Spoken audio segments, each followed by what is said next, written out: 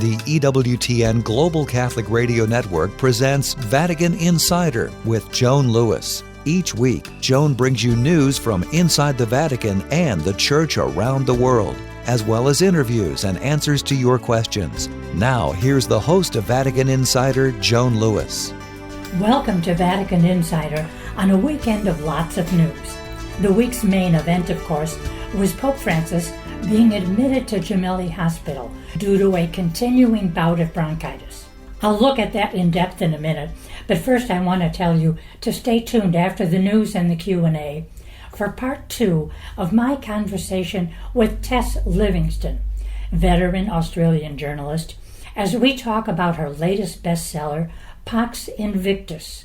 This is on the life of the late great Australian Cardinal George Pell. Pax Invictus is a real page-turner. Tess tells riveting stories about Cardinal Pell the man, the priest, the high-ranking prelate at the Vatican, and a man who, unjustly accused, spent over 400 days in prison in Australia, but was exonerated by the country's highest court. So stay tuned for that. And now the news highlights, and by the way, just a note to say I'll deviate a bit this week from the usual strictly chronological order of events. First, a look at the events surrounding Pope Francis's admittance 1 week ago to Rome's Gemelli Hospital.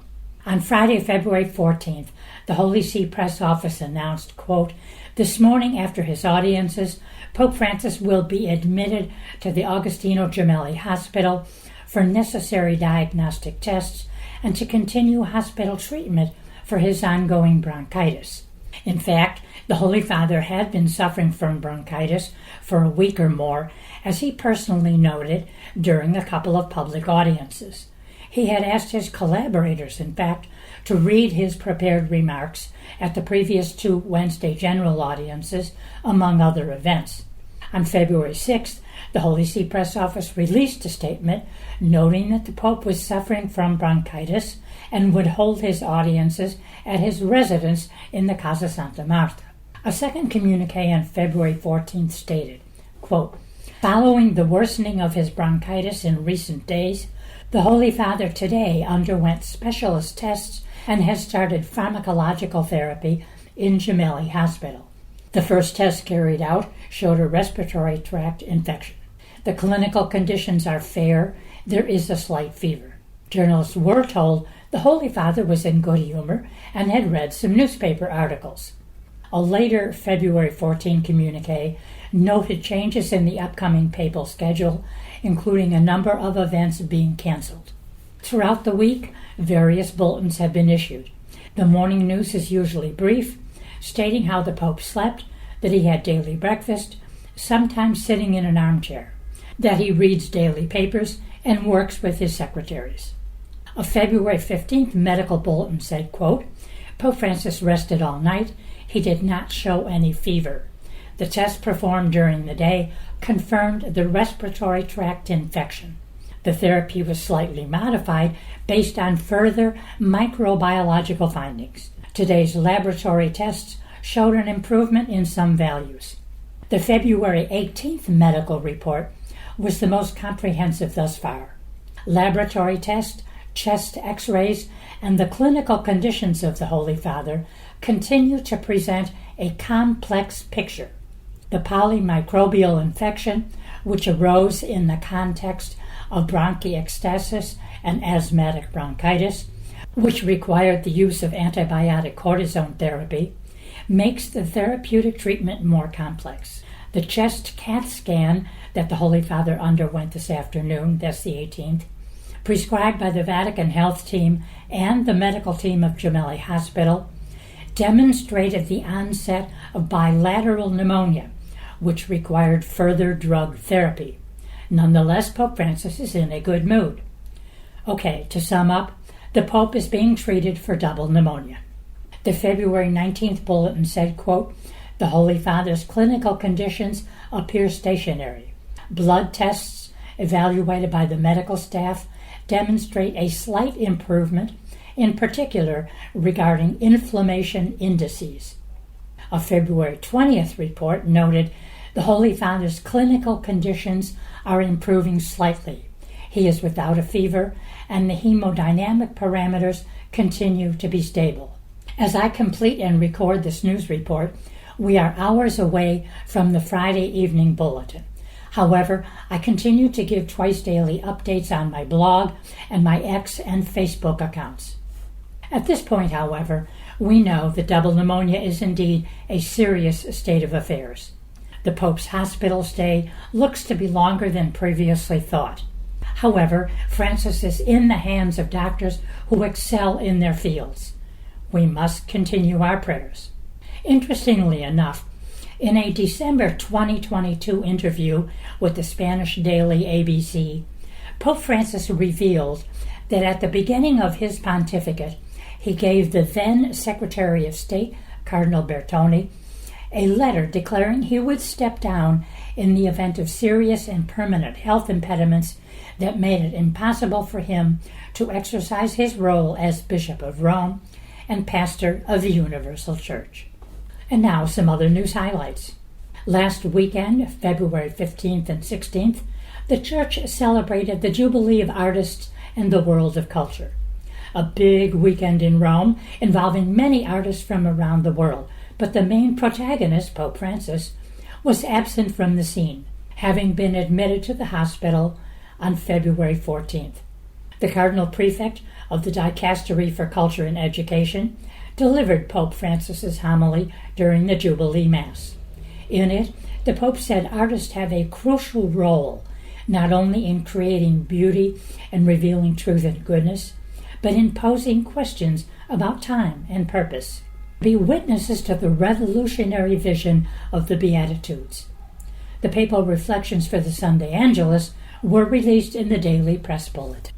This past Wednesday, the 19th, there was no general audience, but Pope Francis, as he remained in the hospital to receive treatment for double pneumonia, asked that the catechesis prepared for the weekly audience be published.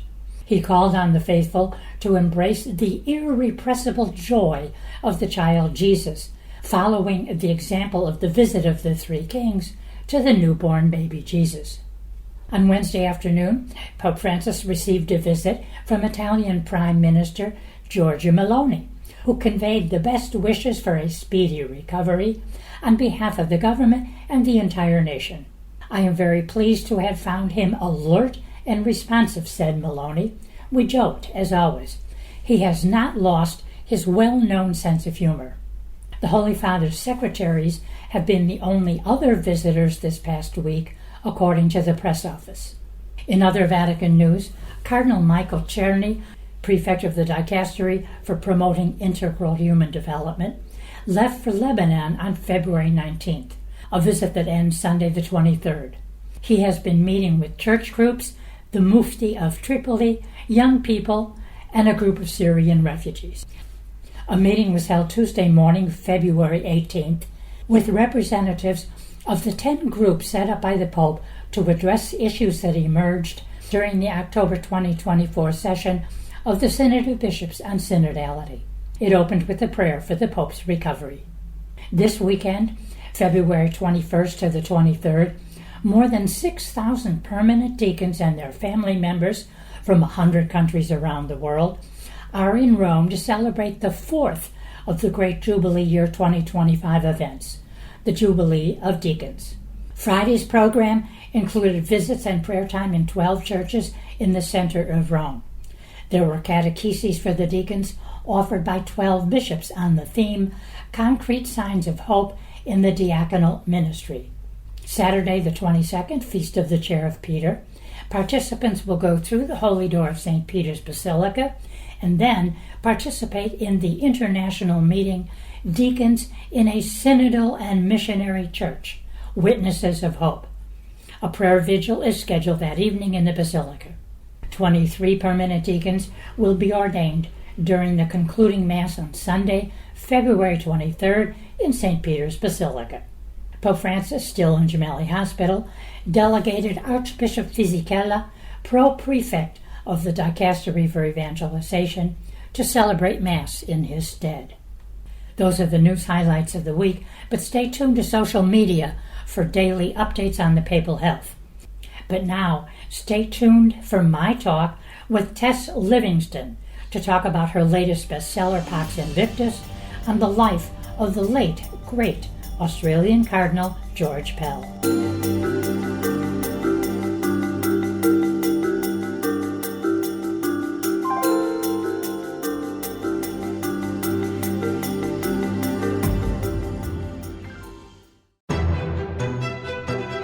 Proclaiming the faith, changing lives.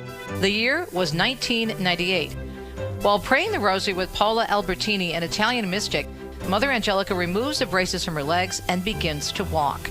3 physicians independently examine her and find the healing is real. To learn more about Mother Angelica's life and the history of EWTN, visit EWTN.com/Mother Angelica. Wings is a weekly newsletter that's packed with program information, features, and updates of all that's going on at EWTN.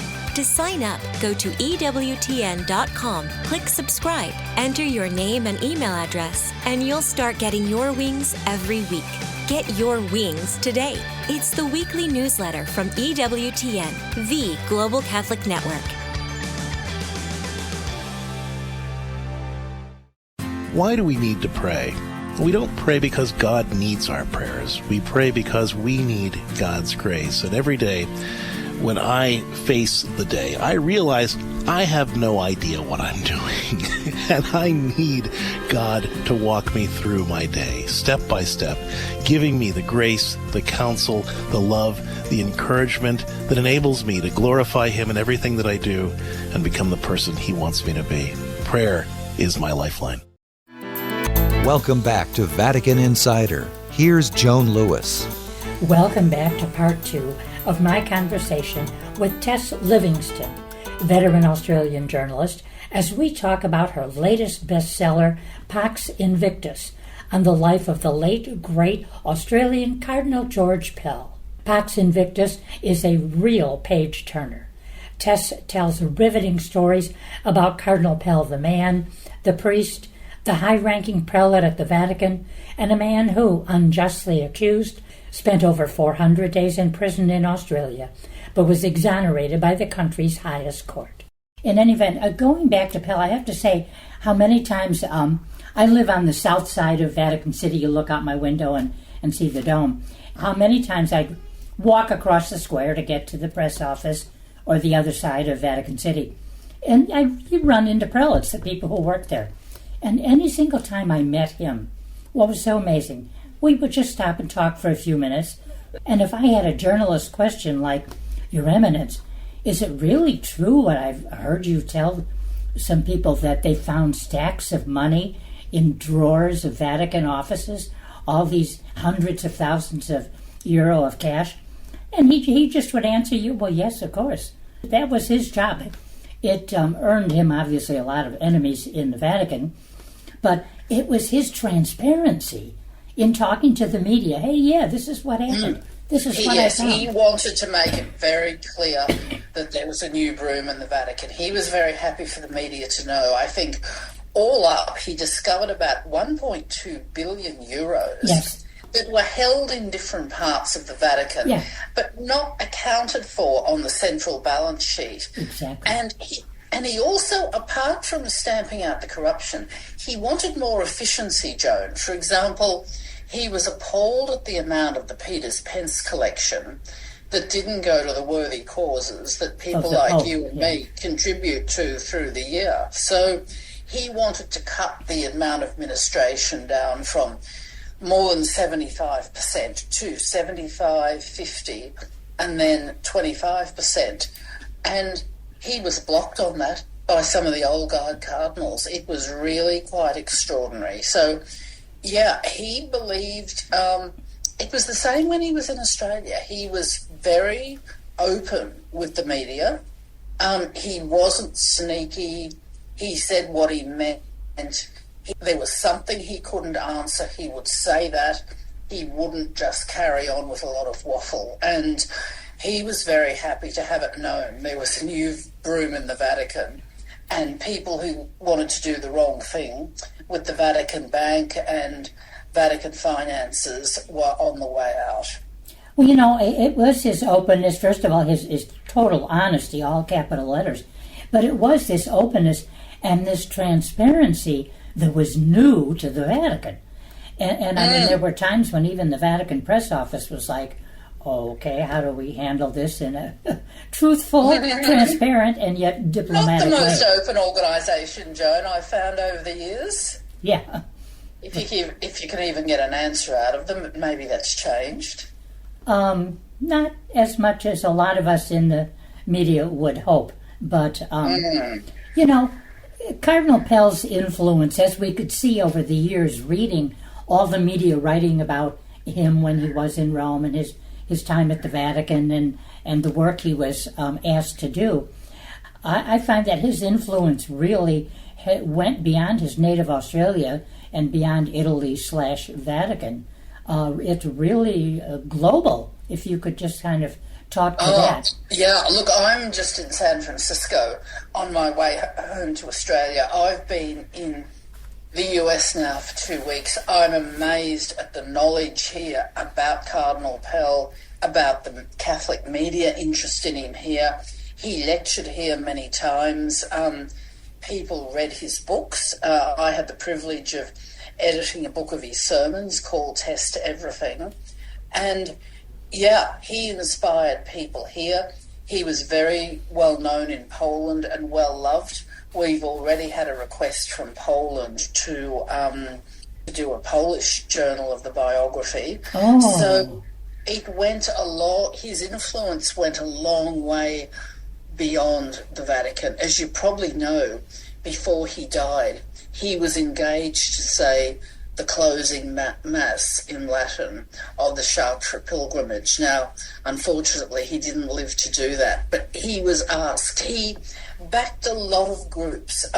He was not a traditional liturgy man himself, but he defended the rights of those attached to the traditional Mass. He wasn't a member of Opus Dei or the Neo-Catechumenal Way, but he backed both those groups because he could see all those movements were bringing people to the faith, bringing them to God, and he saw the fruits, the good fruits of the, because you wouldn't have to join Opus Dei, but you certainly could promote it and talk about its good fruits. He did, that's right, and he was the same. He established a Neo-Catechumenal Way seminary in Sydney that has ordained a lot of priests for the South Pacific missionary areas. He backed them very well. He was very kind to the traditionalists.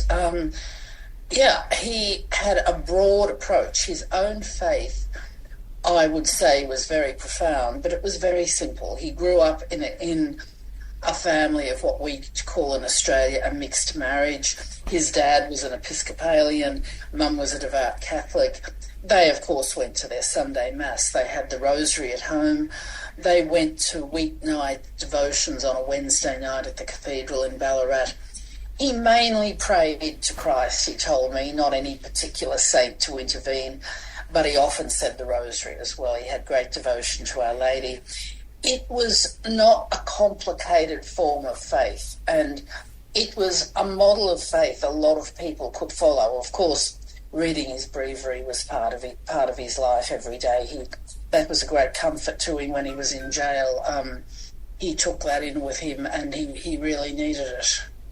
Well, again, thank God for this faith because of those 407 days, in a prison, unjustly accused. Thank God, exonerated. I mean, I remember writing to the Archbishop of Melbourne. People kept writing me, calling me, Joan, how can we write to the Cardinal in jail? And I didn't have an address. I wrote to the Archbishop of Melbourne at the time, and he was delighted to give that to me so I could have people write to him. But this was, an amazing trial. And then, of course, finally the trial that exonerated him. But justice and injustice in the world today. And, of course, the Cardinal, as we've already alluded to it, he was not a typical prisoner in how that he lived those days. But that has to be part of his legacy, what will be for many, many people his legacy, looking at how he lived 407 days of an unjust sentence where he was terribly wronged. And to keep his sense of humour, his faith, and his generosity of spirit through all that was really an achievement. But even inside, his pastoral talents and heart came to the fore. A lot of prisoners wrote to him in jail, Joan. He got dozens of letters because within the jail system, prisoners can write to each other and they don't have to put a stamp on. So he got a lot of letters from other prisoners around mainly Victoria, but other parts of Australia. And he wrote back, inevitably wrote back to them all. As he said to me, I got one letter from him when he was in jail, and he said, I have some interesting correspondence, as you could imagine. So he comforted them, he gave them hope. I think where possible, he steered them towards God. And so his pastoral efforts continued. They would be very interesting letters to read one day in a book. I hope some of the prisoners have kept them because they are really special. They're really something.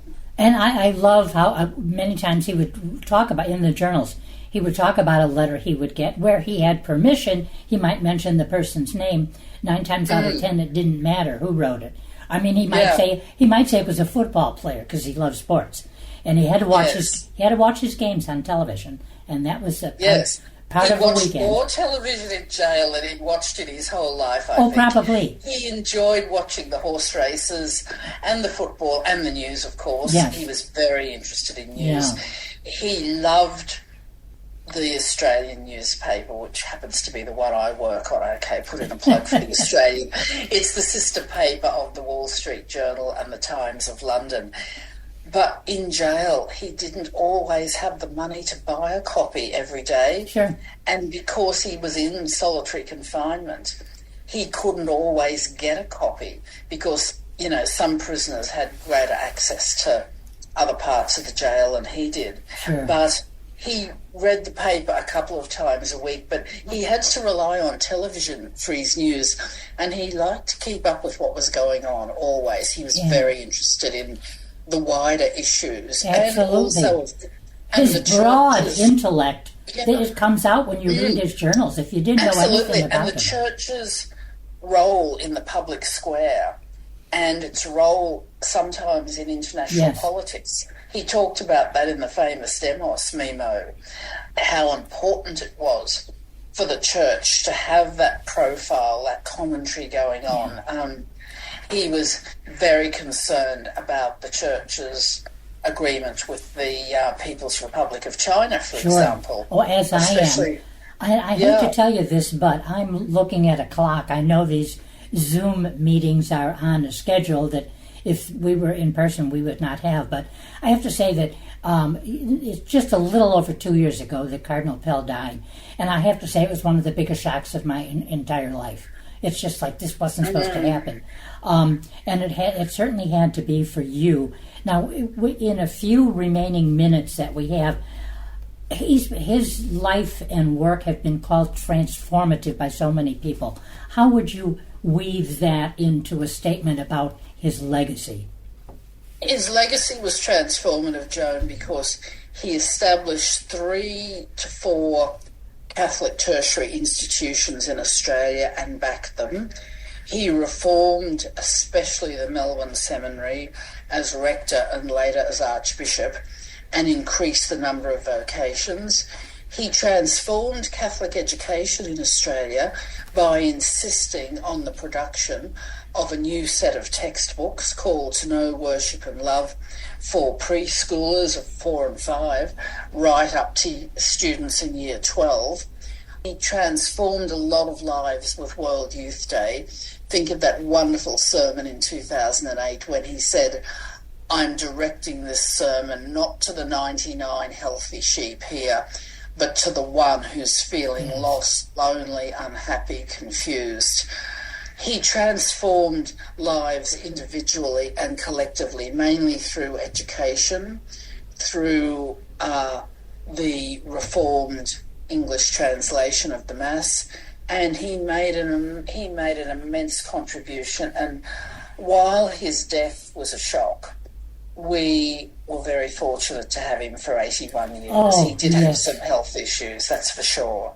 That's what I tell people. I said, just the fact that there are people out there that didn't ever know him and don't know him and can't know him now. I said, that breaks my heart. And it also breaks my heart, this is a great segue, I think, to tell you that our clock is just about run out. And, Well, thank you for the conversation, Joan. It was wonderful, Tess. So we've been talking to Tess Livingstone about her book on Cardinal Pell, Pax Invictus. And I'll be writing about that on my blog when this interview airs.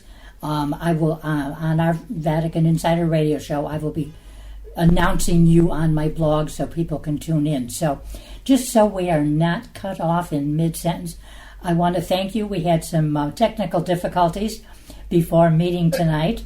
Our mutual friend Brian solved those. So, Tess, he did. George Pell would understand. He used to say he lived in the age of the quill. But any readers who can master the internet and want to buy the book, they can order it from ignatius.com. I'll put that link up too. Yeah. Yes. Well, listen, God bless you as he blessed us with Cardinal Pell's friendship. I think that was one of the best graces God ever gave me. So, Tess, good luck to you, safe travels, and I'd like to think when we meet it will be down under. That would be lovely, Joan. Love to see you in Australia. Take care. Thank you very much. God bless you. God bless. Bye-bye.